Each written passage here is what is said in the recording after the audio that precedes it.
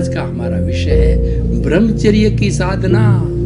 अति सुंदर विषय है। ब्रह्मचर्य का संधि विच्छेद करें तो ब्रह्मचर्या करना। ब्रह्म क्या ईश्वर है। ब्रह्म को ईश्वर कहा गया है। ईश्वर के जैसा जीवन जीना। ईश्वर के जैसा जीवन क्या है कि हमारी जो 5 इंद्रियां हैं, जो हमारा स्पर्श रसन घ्राण चक्षु श्रोत्राणी, ये 5 इंद्रियां बाहरी जो हमारा वातावरण है, बाहरी जो हमारा लोक है, बाहरी जो हमारा जगत है, उसमें 5 इंद्रियों के 23 विषय होते हैं। स्पर्शन का होता है मतलब स्पर्श करना, हाथ पांव वगैरह, और खुरदरा है या मुलायम स्पर्श। रसन है जीभ के द्वारा स्वाद लेना, घ्राण है सुगंध दुर्गंध लेना, आंख के द्वारा चक्षु के द्वारा वो देखना, और कानों के द्वारा सुनना। इन सब 23 विषयों को जब हम बाहर से ग्रहण करते हैं तो ग्रहण करने के बाबत उससे लुभावित नहीं होना, उनका जो है वो प्रतिसंलीनता करना। ये इंद्रियां जो हमारी बाहर जा रही है उनको भीतर की ओर खींचना, और बाहर चली भी गई है उस पर कोई राग द्वेष नहीं करना, उसके प्रति तन्मयाकार नहीं होना, उसके प्रति अनुरक्त नहीं होना, उसके प्रति जुड़ना नहीं है। ये ब्रह्मचर्या, ब्रह्म के प्रति चर्या कहलाती है।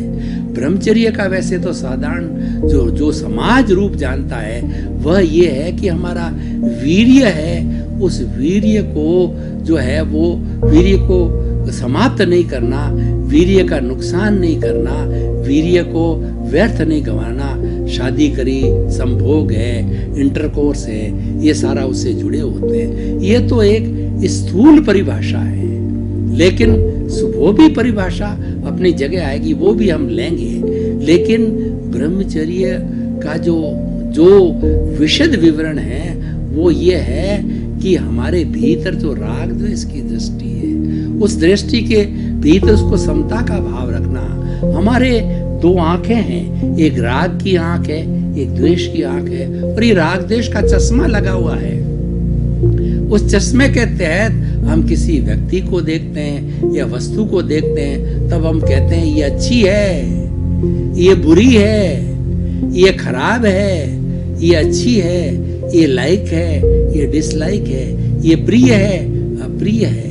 ये 2 चीजें हम रिएक्शन करते हैं, ओपिनियन करते हैं, और उसके प्रति अपना अभिप्राय देते हैं। तो ये राग द्वेष जो है ये हमारी ब्रह्मचर्य में की साधना में खलल पैदा करती है, और उसकी जगह हम तीसरा नेत्र खोलते हैं। शिवजी ने जो तीसरा नेत्र खोला था, वो तीसरा नेत्र जो है हमारा ये पिनियल ग्रंथि का स्थान आज्ञा चक्र है। ये हमारा दर्शन केंद्र है जहाँ पर आत्मा का निवास माना जाता है। अगर ये भीतर का नेत्र खुल जावे, वो भीतर का नेत्र है समता का नेत्र है। जब वो समता का नेत्र खुल जाता है तो बाहर के ये भौतिक 2 नेत्र है, लाइक डिसलाइक के, प्रियता अप्रियता के, राग द्वेष के, कषाय के, क्रोध मान माया लोभ के है, उस पर नियंत्रण हो जाता है, उस पर अंकुश हो जाता है, और दोनों को एक समान समझने लग जाते हैं। हम राग द्वेष को एक समान समझने लग जाते हैं, किसी भी तरह अनुरक्त नहीं होते हैं, न इधर झुकते हैं न उधर झुकते हैं। हम तो तराजू का जो समतल है, समतल तराजू की तरह रहते हैं, आत्मवत रहते हैं। यानी हम जो है अपना दृष्टिकोण किसी के साथ जोड़ते रही है, वो समता का भाव है। वो मात्र वस्तु को देखने का होता है, वस्तु है, उसके वस्तु के स्वरूप को देखना, व्यक्ति है, उसके स्वरूप को देखना। अब व्यक्ति काला है, गोरा है, अच्छा है या बुरा है, वस्तु है, खाने की स्वादिष्ट है और ये स्वादिष्ट नहीं है, उसको नहीं देखा जाता है। वस्तु है, उस वस्तु के अस्तित्व को देखा जाता है, व्यक्ति के अस्तित्व को देखा जाता है। जब मात्र तात्विक दृष्टि से हम उसको अस्तित्व को देखने लग जाते हैं तो हम समता की साधना करते हैं, और ये ब्रह्मचर्य की साधना है। तो हमारा जो आज का विषय ब्रह्मचर्य की साधना का विषय है, वो समता की साधना है, वो तीसरा नेत्र की साधना है, वो प्रियता अप्रियता से हट करके समभाव की साधना है, वो इक्वलिटी की साधना है। दोनों को सम समझना, न तो इसको तवज्जो देना न उसको तवज्जो देना, और उसके साथ में न्याय की दृष्टि और समता की साधना होती है। तो अगर हमारा जीवन ब्रह्मचर्य की साधना से ओतप्रोत हो जाता है तो हमें जीवन में कोई कठिनाई नहीं होती है। और गीता की बात का संदर्भ दें तो ऐसा व्यक्ति जो है वो प्रज्ञा चक्षु बन जाता है, वह जो है वो प्रज्ञा जागृत हो जाती है, वह स्थित प्रज्ञ बन जाता है।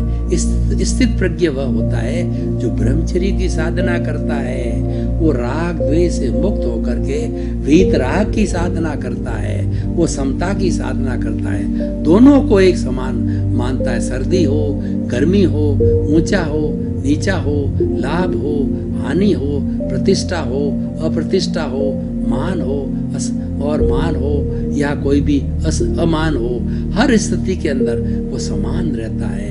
ये ब्रह्मचर्य की साधना है, ये स्थित प्रज्ञ की साधना है, ये प्रज्ञा चक्षु की साधना है। जब हमारी प्रज्ञा जागृत हो जाती है, प्रज्ञा चक्षु बनते हैं। प्रज्ञा क्या है? हमारे देखिए ये हमारा शरीर है, इस शरीर को हम देखते हैं, इसमें 5 इंद्रियां हैं। इंद्रियों के आगे चलें तो मन है, बुद्धि है, चित्त है, अहंकार है, ये अंतःकरण कहलाता है। और जो इंद्रियां बाहर से विषय लेती है ये हमारे मन तक जाती है।